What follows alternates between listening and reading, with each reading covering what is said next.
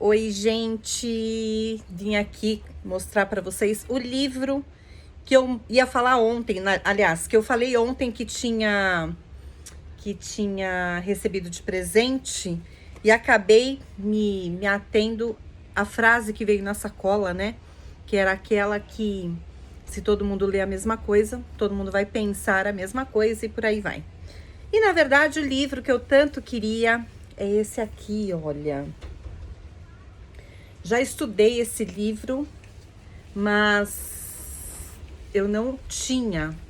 Eu tinha lido há um bom tempo em PDF, mas eu não tinha mais o PDF e estava em busca do livro. O livro chama Casamentologia. E aqui, né, o clássico, Duas Escovas de Dente, que é aquela história de quando juntam as escovas de dente. Que, por sinal, tem gente que fala assim, eu não sou casado, eu moro junto, né?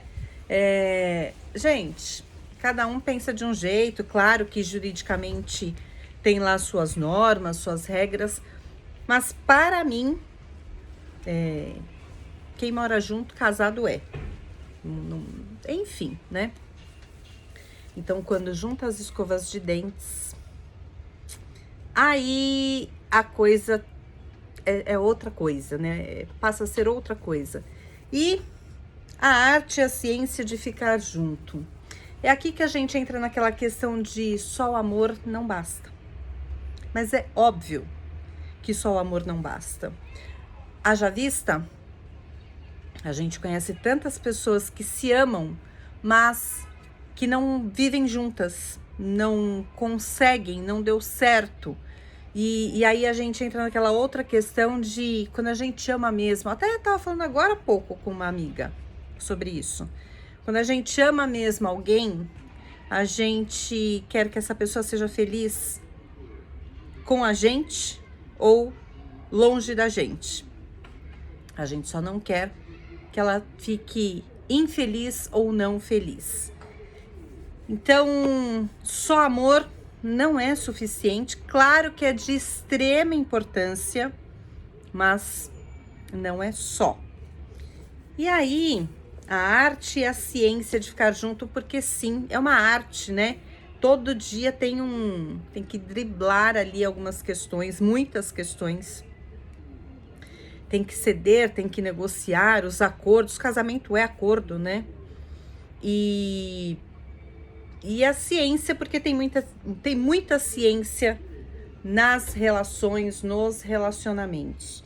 E aí, vou ler um trechinho aqui, a orelha. A autora é Belinda Luscombi. Como você, provavelmente, Belinda Luscombi preferiria ter os olhos arrancados do que abrir um livro sobre casamento. Todos parecem estar repletos de conselhos óbvios, inúteis ou ruins.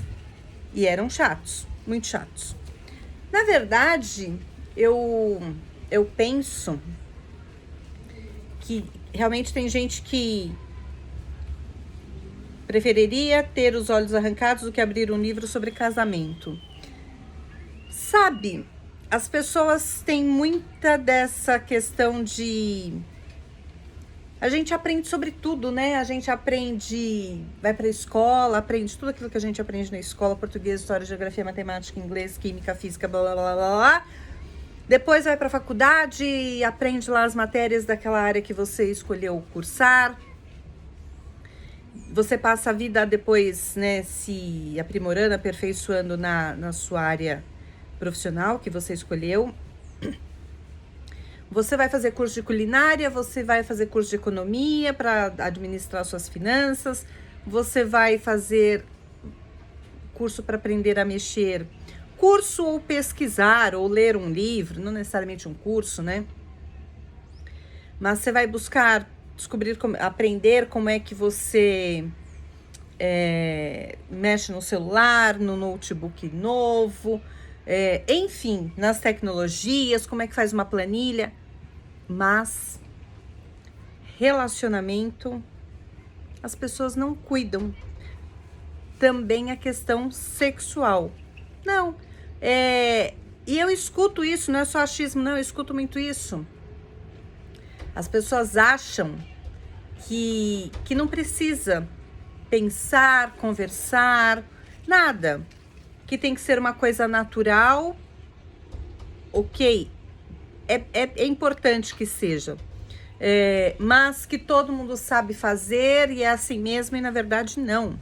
A gente não aprende, ninguém nos ensina como nos relacionarmos, como nada, né, nessa área.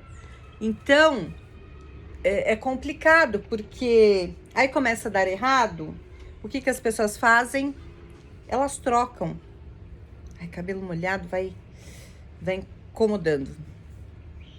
Elas trocam o relacionamento. Elas não buscam entender o que é que aconteceu, né? E como eu fiz o vídeo, acho que anteontem, falando sobre, ou foi ontem, sei lá, falando sobre, ai, foi livramento. Sempre, nossa, terminou, fulano foi embora, ai, foi livramento, amiga. Muitas vezes o livramento, amiga, foi pro outro, porque você que era tóxica da relação, seja você o homem, seja você a mulher, você pessoa, né? Ah, foi livramento. Muitas vezes, o outro é que se livrou de você, porque a pessoa tóxica era você, que por estar aí com dor de cotovelo, com 1000 questões, fala que o outro é que era o tóxico da relação, o violento ou qualquer outra coisa. Então, a gente precisa aprender a nos relacionarmos, né? Então, é isso. Aí tem aqui assim, deixa eu ver o que mais que eu vou ler aqui. Mas eis que o destino quis que a jornalista fosse repórter da seção de relacionamentos da revista Time por 10 anos. Nesse período, Belinda, que é a autora desse livro, se deu conta de que havia uma perspectiva surpreendentemente animadora e pouco conhecida sobre os benefícios de permanecer junto a outra pessoa por muito tempo. Por meio de um olhar espirituoso, sincero e perspicaz, baseado nas mais recentes descobertas da ciência do comportamento humano, Loscombe traz esse relato e guia sobre o estado das nossas uniões amorosas, como elas mudaram desde o casamento de nossos pais e o que essas mudanças significam para a felicidade do mais íntimo e importante relacionamento de todos. E é exatamente isso, né? Falei hoje também, agora há pouco, com essa amiga que eu tava conversando, que relacionamento é acordo. Mas há quem faça um acordo, se case, vai morar junto, enfim, para mim é tudo a mesma coisa. Aos 20 anos de idade, tem lá os seus acordos, aos 20 anos de idade, ficam juntos por mais 20 anos, chegam aos 40 e fala, não deu certo. Primeiro que isso é uma característica que a gente tem, né? Acabou o casamento, fala, ai, não deu certo. Como não deu certo? Deu certo, sim. Eu fui casada por 26 anos e quando terminou meu casamento, uma das coisas que eu mais escutei foi assim, ai, que pena, Gi, poxa, que pena que não deu certo. E eu olhava e falava, opa, para aí, né? Como assim não deu certo? Deu muito certo por 2 décadas e meia. Como que não deu certo? Lógico que deu certo.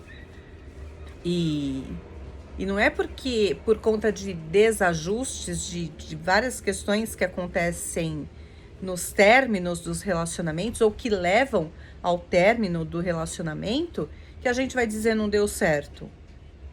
Deu certo, e tanto deu certo que aquilo que deu errado também dá certo. Porque aquilo que deu errado, a gente já sabe que, opa, aqui, e aí a importância de nos responsabilizarmos e não colocar a culpa na outra pessoa, Porque quando é do nosso lado, a gente fala responsabilidade. Quando é do outro lado, a gente fala que é culpa, né? Mas é importante cada um se responsabilizar e enxergarmos, de fato, cada um dessas questões. Desculpa. Porque quando a gente enxerga qual foi a nossa parte na falha, né? No que comprometeu o relacionamento, a gente aprende, assim, espera-se, né? Que a gente aprenda para não repetir o mesmo erro. Ontem eu estava conversando e eu falei que a gente pode errar 1000 vezes, erros novos, né? A gente não pode errar 1000 vezes o mesmo erro, porque aí já é outra coisa. Aí a coisa já desanda de vez. Mas até as falhas são importantes. E quem foi que disse que um relacionamento, quando ele acaba de verdade, né? Os aprendizados ficam. Então, mesmo aquilo que não deu certo sim. Basta a gente olhar, né? Entender, enxergar, compreender, querer entender com que olhos que a gente está enxergando aquilo. Como falha, como erro, como fracasso, como, sabe, uma catástrofe, como eu sou a vítima, o outro é culpado, sempre. Não é, mas não é mesmo. Então, casar aos 20 e 20 anos depois falar deu tudo errado? Não deu tudo errado. E muitas vezes começa a dar tudo errado, modo de dizer, generalizar, que também não é assim, mas começa a dar errado, sabe por quê? Porque os acordos não foram renovados, reajustados, reescritos, repactuados. Porque nós não somos as mesmas pessoas, eu não sou a mesma que eu fui ontem, literalmente. Porque de ontem para cá, eu já vi tantas coisas, eu aprendi tantas coisas, literalmente. Eu li, eu assisti série, eu já aprendi questões de como, neuronais, né? Do cérebro, neurociência, já peguei esse livro, já folhei de novo, apesar que eu já tinha lido. Então, cada detalhe que a gente aprende, ou que a gente agrega, ou que a gente, mesmo que já soubesse, mas a gente dá uma repaginada, tem um novo olhar, sabe? Faz um novo arranjo, um rearranjo, passa a ser diferente, a gente passa a olhar diferente. Então, literalmente, eu não sou a mesma que eu era ontem. Agora, imagina há 1 ano, 2, 3, 10, 20 anos.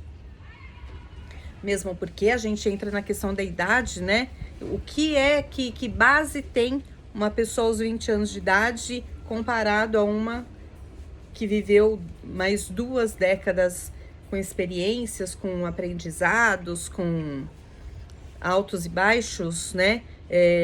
Ontem eu ainda estava gravando um vídeo para a editora, como eu já disse para vocês, vai sair um livro aí, vai ser lançado um livro que eu faço parte, sou uma das coautoras, e ontem eu estava gravando um videozinho de chamada para a editora, e eu falei dos altos e baixos, picos e vales. A vida é feita dessa maneira, e nesses altos e baixos, picos e vales, a gente aprende, e a gente aprende a ressignificar. E quando a gente vai para o fundo do poço, o fundo do poço nos ensina, nos traz lições que o pico da montanha, o topo da montanha, não vai trazer. São experiências completamente distintas, né? O fundo do poço vai nos dar uma visão, um panorama, uma sensação, uma experiência que o topo da montanha não vai dar, porque são cenários diferentes, onde a gente tem que se comportar diferente. Imagina, a começar, claro que metaforicamente, a começar pela própria respiração, como é a respiração no fundo do poço e como é a respiração no topo da montanha. e há quem não pare para pensar e analisar a própria vida e diz que é sempre a mesma coisa. Então, nada é a mesma coisa. Nós não somos as mesmas pessoas, não somos a mesma pessoa que fomos ontem. Então, é muito interessante pensarmos sobre isso. E aí, quer ver que legal, gente? Casamentologia, então estudo do casamento, né? Vai falar sobre intimidades, quando que a gente faz as pazes, finanças, não tem como falar de relacionamento se não falar de finanças. Tem aqueles assuntos sensíveis que as pessoas não gostam de falar, mas que é necessário. Falar sobre finanças, falar sobre... dá tudo na mesma. Mas tem pessoas que se incomodam até com o próprio termo, né? Com a própria palavra. E aí, quando eu atendo, eu falo, tá, então vamos mudar o termo. E nós vamos falar da mesma coisa, se fica mais confortável para você. Ah, eu não quero falar de traição. Então, vamos falar de fidelidade, né? A gente muda a forma de abordar, a gente muda a abordagem, mas a gente aborda o mesmo assunto. Então, mas os assuntos sensíveis é importante que seja falado. Ah, mas eu não tenho problema com as finanças. O meu marido tem muito dinheiro. Tá. Aí a gente casa. Então, eu também vou ter muito dinheiro. Até a página 2. Legalmente, a gente vai ter muito dinheiro. Na hora de separar, eu posso ficar com a metade desse dinheiro, que não era meu. No dia a dia, pode ser que, a depender do formato deste relacionamento, e essa é a importância de falar sobre finanças, pode ser que, ainda que eu tenha esse dinheiro, porque aí passa a ser nosso dinheiro, pode ser que a pessoa não se sinta confortável de usufruir daquele dinheiro que ela sabe que não é dela, por origem, né?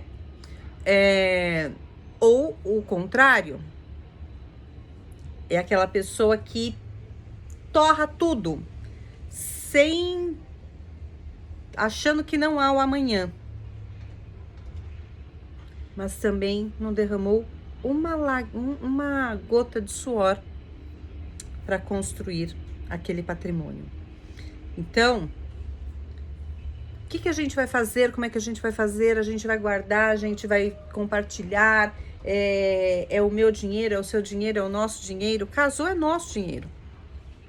Quando casa, não tem isso de meu dinheiro, seu dinheiro, né? Então, mas ainda assim, não é que não tem 100%, e nem é 100%, nem é zero, né?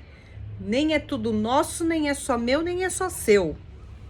Então, há de se falar muito sobre finanças, né? Enfim, tem muito que se falar, e um dos principais motivos, e isso eu poderia falar até pelos meus atendimentos, mas eu vou falar estatisticamente, pelas pesquisas, um dos fatores que mais contribuem para o desgaste, consequentemente, o fim de um relacionamento, o divórcio, é dinheiro, é a questão financeira. E as pessoas sempre acham que é pela falta do dinheiro. Realmente é o que potencializa, mas não é só pela falta do dinheiro. Haja vista, a gente tem inúmeros casos, pode chamar de preconceito, de machismo, disso, daquilo, de não sei o quê, ou dê o nome que quiser, use aí o instituto que quiser, mas fato é que muitos problemas acontecem nesse cenário quando, por exemplo, uma das partes ganha mais, e aí não tem mais a ver com o dinheiro, tem a ver com se sentir diminuído, sentir que... Porque tem de tudo, tá? E isso não é uma regra, nem para um lado nem para o outro. Mas há quem ganhe mais, quem contribua mais com as finanças dentro de casa, ou que seja o único provedor e acha que eu posso tudo, eu mando tudo, porque quem manda nisso tudo aqui sou eu, porque o dinheiro é meu, né? Há quem se sinta diminuído, então um se sente o dono da coisa toda, para não dizer outra coisa, porque tem. E quem tem dinheiro tem poder de mando. E há aquele outro que tá tudo bem, o que tem o poder de mando, do poder financeiro, ele nem pensa assim, ele nem sente isso. Mas o outro, e essa é a importância do diálogo, né? Uma das, porque na verdade tem todas, né? A outra parte se sente diminuída, porque, né, ela mesma se coloca ali num limite de: esse dinheiro não é meu, ele pode tudo, eu vou abaixar a cabeça porque ele que manda, ele que paga, ele que faz, ele que acontece. A outra parte que faz, nem passou pela cabeça dela que tá acontecendo isso com a outra parte. E aí começa a ter comportamento diferente, a coisa começa a desandar e nem sabe do que tá acontecendo. Ainda é bastante comum ter uns desajustes aí quando a mulher ganha mais que o homem, né? Tem muito, não adianta falar nada, porque esse é um dos cenários mais complicados que ainda tem nesse quesito finanças. Aí vem a questão dos filhos, que é outro perrengue daqueles do tamanho do mundo, né? A educação dos filhos, nem sempre o casal compactua da mesma linha de raciocínio. Um é mais rigoroso, o outro não. Um quer seguir a educação mais tradicional, o outro já é um pouco mais liberal. Um fala: eu sofri tanto, né, lá na minha família de origem, e vem aquele conceito: tudo que eu não tive eu vou dar para o meu filho, tudo que eu não pude fazer eu vou deixar meu filho fazer. O outro fala: eu não tive, me esforcei, agora ele vai ter que fazer do mesmo jeito, ele vai ter que se esforçar mais ainda do que eu me esforcei. E aí desanda de vez. Por isso que muitos casais, e eu estava pesquisando sobre isso há pouco tempo, muitos casais se separam por conta da educação dos filhos, porque, sabe, o que era para ser, assim, bem entre aspas, um problema em relação aos filhos, passa a ser um problema em relação ao casal, né? Um problema do casal. E aí acabam separando, e depois chega o momento do ninho vazio, né? Os filhos vão embora, e aí esse casal volta. Às vezes já até, né, reconstituíram a vida, já casou, já tem outra família, mas aí volta aquela pessoa que separou, era aquela pessoa que o coração faz tum-tum-tum, né? E aí volta a viver um relacionamento como se fosse de solteiro. Reatam o casamento como se fossem solteiros, porque aí já não tem mais filhos, os filhos estão crescidos, estão casados, o ninho ficou vazio, e aí realmente é o casal e eles mesmos, né? Sem ter esse que poderia ser um dos grandes problemas que aquele casal lidava, que era a educação do filho, aquela coisa toda. Então, eu tenho visto, e eu pesquisei há pouco tempo sobre por que os casais voltam depois de um tempo, né? Terminou, separou, divorciou, e depois voltam para aquele mesmo casamento lá de trás, o primeiro, lá do começo da história, começo da vida. E aí, um dos fatores é esse: quando o ninho fica vazio, aí é quase que começar de novo do zero aquele relacionamento. A questão do sexo, a questão da terapia. Eu falo sempre que, independente do que seja, a terapia tem que estar em dia. A terapia tem que estar em dia.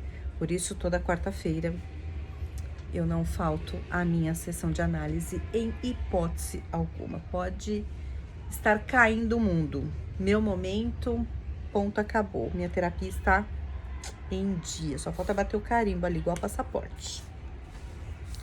E muitas outras questões, entre a questão da intimidade, enfim. Então, quando a gente fala em casamentologia, é muita coisa. Muita coisa. Nesse universo também dos filhos, que eu falei que quando o ninho fica vazio, às vezes o casal reata, tem a questão que eu li na pesquisa, que falava sobre sogra, né? Na verdade, os vínculos periféricos ali, né? Sogra, cunhados, etc, etc. Normalmente sogra, não sogro, não que não entre na história, mas normalmente sogra, que a gente sabe que até por isso tem tanta piada em relação às sogras. Mas muitas vezes lá na frente, aquela sogra que era a pedra no sapato, ela já faleceu, né? Às vezes, para sorte de um e azar de todos, tem perrengue com as duas sogras, né? Dos dois lados. A mãe dela e a mãe dele. E muitas vezes, lá na frente, isso... Ou, infelizmente, porque, sim, né? Perder pessoas sempre é infelizmente. Infelizmente, muitas vezes... A sogra de um lado faleceu, a sogra do outro lado faleceu, o ninho ficou vazio, mas aquele casal se amava e aí volta e fala, bom, agora é a gente, nós por nós, né? E agora a gente vai viver a vida tirando todos os perrengues que a gente já teve ao longo da vida e que não foi desperdício, não foi perda de tempo, não foi nada, foi os picos e vales que eu falei há pouco. E então, relacionamento, como diz aqui, né? A arte é uma arte. Relacionamento é uma arte. Então, casamentologia é exatamente isso, é o estudo do casamento.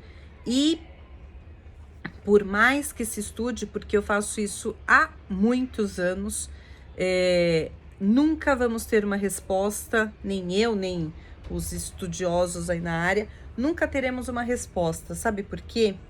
Porque toda a teoria ela é genérica. E a partir da teoria nós vamos esmiuçando, lapidando, fatiando e colocando ali dentro de cada espaço que é importante pra gente, né? Entender cada relacionamento. Mas por que nunca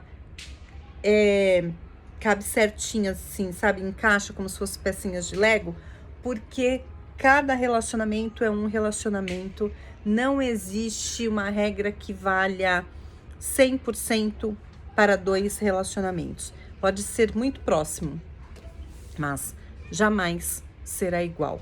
Então, eu acho que fica aí a dica de pensarmos sobre relacionamentos. Mas tem tanta coisa tão legal, eu sou completamente apaixonada pela minha área, pelo meu trabalho, até pelas pesquisas que a minha área me obriga, né? Mas ao mesmo tempo me proporciona, porque eu sou obrigada a estudar até para saber o que está acontecendo, entender, trazer novas, né? Saber aí o que tem de mais novo em relação a isso, estudos, pesquisas, estatísticas. Então é fantástico esse universo, mas mais do que aprender para atender aos meus clientes, eu falo que a pessoa mais beneficiada sou eu. Sem sombra de dúvida, a pessoa mais beneficiada com isso tudo, sem sombra de dúvida, sou eu. É isso, gente. Bora lá. Falei tanto, já bateu tanto vento aqui, que tá uma ventania aqui só, que meu cabelo até já quase secou. Bora lá. Bora. E eu comecei a fazer o vídeo justamente pra, tipo, já que eu vou ter que esperar mesmo meu cabelo secar, né, pra depois me arrumar e sair. Então, deixa eu aproveitar esse tempinho que eu vou ficar quietinha aqui, fazer um vídeo aqui, prosear um bocadinho. Nem gosto de prosear, né? Beijo pra vocês.